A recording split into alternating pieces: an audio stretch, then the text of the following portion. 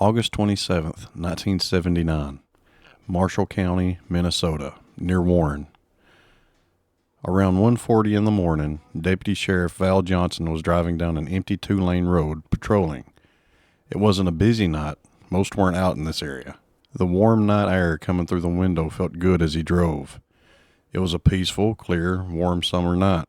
Not many houses out this way, nor much traffic, which meant people liked to speed. Suddenly, up ahead, a small but bright light could be seen off in the distance along the highway. The first thought that came to Val's mind was a wreck. Probably a tractor-trailer had a skid out or possibly flipped. He gunned the Ford LTD patrol car, quickly accelerating as he kept his eyes on the light in the distance. As he got a little closer, something seemed off about the light. It didn't look like a headlight anymore, and there was only one. As he speeded toward the object, squinting through the windshield trying to see more detail, the object suddenly shot directly towards Val in the blink of an eye, headlong at the patrol car. The last thing Val remembered was being blinded by an intensely bright ball of light, the sound of breaking glass, skidding tires, and the feeling of, quote, being hit by a 200-pound pillow right before blacking out.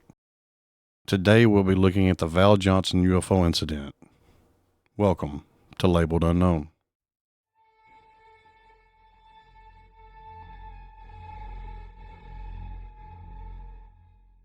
Please subscribe, like the video, and leave a comment. It really helps out the channel.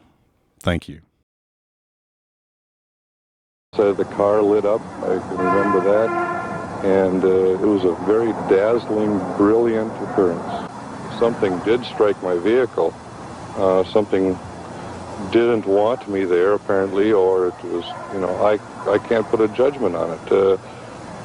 I really don't know how to classify it. I can't classify it as an attack. When Val gained consciousness, about 40 minutes later, he looked around but couldn't see anything but darkness. He had been blinded. Groping around in the police car, he managed to find the mic to the radio and hail dispatch.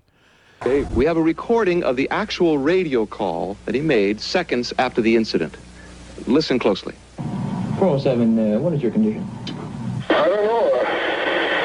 Someone just hit my car. I don't know how to explain it. Strange. Are you, what's your condition? Are you okay? Something attacked my car. I heard the glass breaking and the brakes locked up. I don't know what's going on. 10-4, I'll get a hold of 406 Steven and send him on his way. After a quick conversation, help arrived. Val could hear the ambulance pull up and footsteps approach him. The medics pulled him out of the car and carried him to the hospital. There, the doctor would look into his eyes and come to the conclusion that he had mild welder burns. But in only about 6 to 8 hours after patching his eyes, Val would completely recover, regaining the sight he had lost. Later, his car would be examined and strange things would be noted. One headlight would be busted, followed by a small dent in the hood of the car. The windshield would be cracked, and the car's 2 antennas would be bent in 90-degree directions, all in a singular line of direction, like something about a foot in diameter had hit the car and continued rolling up and over it. A man from the Ford Motor Company would later investigate the windshield and note that the broken glass couldn't have been from Val's head hitting it. For one, it was too low. And not only that, but the windshield had been broken in 2 different directions, one from the outside pushing in and one from the inside pushing out at the same time. Also, both the clock in the car and his wristwatch had stopped for 14 minutes. Johnson was unconscious for 40 minutes before he radioed for help and was taken to the hospital. A doctor and later an eye specialist confirmed that Johnson had suffered mild welder or flash burns to his eyes. Even stranger, both Johnson's wristwatch and the electric clock in his patrol car had mysteriously stopped for 14 minutes. An investigator from the Center for UFO Studies in Evanston, Illinois, flew in to examine the damaged patrol car. There was no evidence of radioactivity, and neither the investigator nor the sheriff can figure how the 2 spring-mounted antennas became bent at almost 90-degree angles. At the scene of the accident, skid marks show Deputy Johnson coasted for 800 feet after impact before applying the brakes.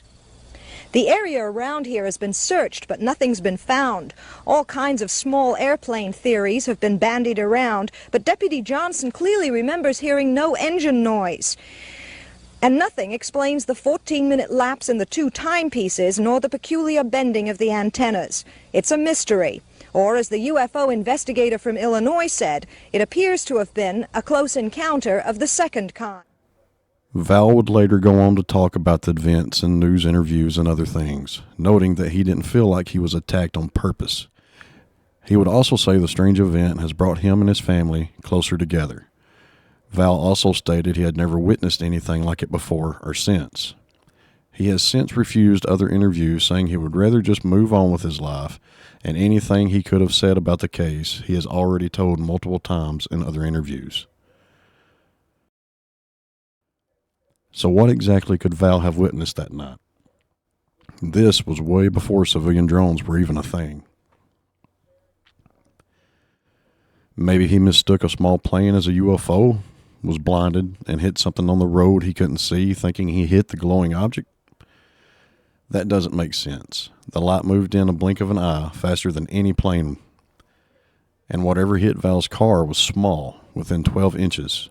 A small bird wouldn't have done all that damage in the way it happened, especially bending the antennas, which could have been bent by the bird, but not in 90-degree bends. UFOs in the form of flying orbs are one of the most common descriptions given by eyewitnesses. Most of the time they are reported in the air, but there are some accounts of them actually flying around inside people's homes and disappearing through walls as if whatever the objects are made out of aren't solid. But there are other accounts, especially recently, of people seeing the flying objects that appear as a ball of light only to later land or crash, and a steel ball is found, often cold to the touch with strange symbols engraved on them. 4 glowing orb UFOs were recorded over Cincinnati, Ohio. What is that?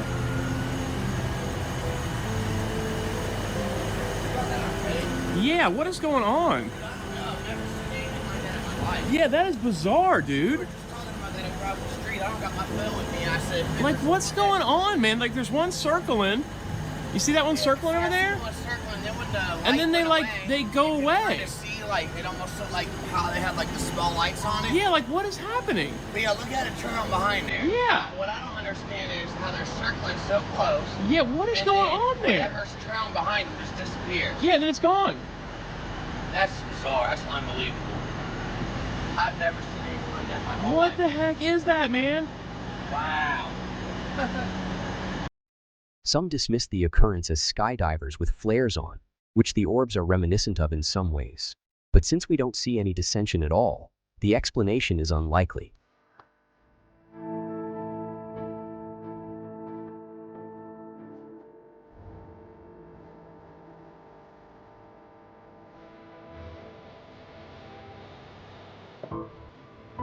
A UFO is said to be imitating a star in this clip recorded over Tennessee.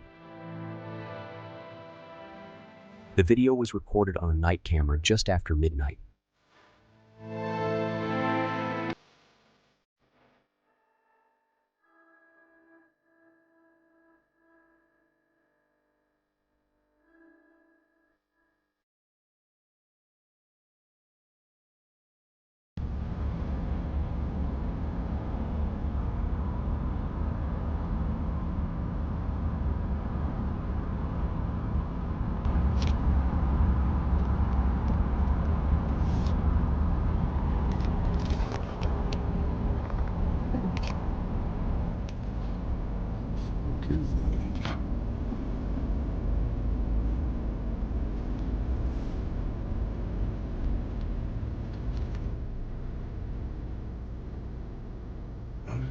Thing just floating around out here. That's crazy.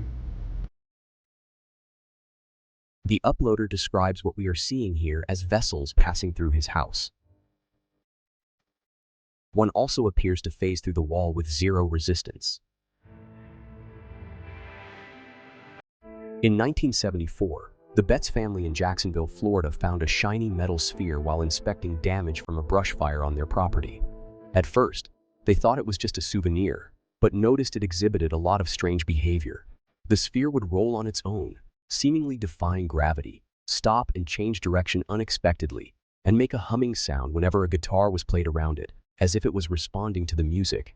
After expert analysis, it was revealed that the sphere was nearly indestructible, perfectly balanced, and displayed behavior that seemed to defy the laws of physics. X-rays also showed smaller spheres sealed within its core, an engineering mystery that left scientists baffled as to how it was possible. Skeptics suggested it was likely just a high-grade industrial ball bearing, and the odd behavior could be explained by uneven flooring, magnetism, or human perception errors. But despite the skepticism, the mystery has never been fully solved to everyone's satisfaction, and the Betz sphere remains a popular UFO curiosity to this day. Now, this footage I quickly dismissed as highly likely to be a drone, so I wasn't even going to include it. But after some surface-level research, I found out that enclosed drones are unable to operate in this way since they need to displace the air underneath them to achieve lift. Simply put, spherical objects shouldn't be able to move like this.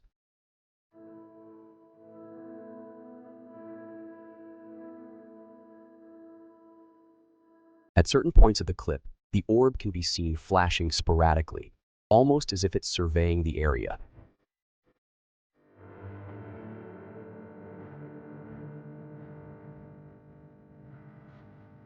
Unfortunately, its movements aren't anywhere near as impressive as other accounts we've heard regarding orbs. No 3,000 mile/hour right-hand turns here, but a great sighting nonetheless.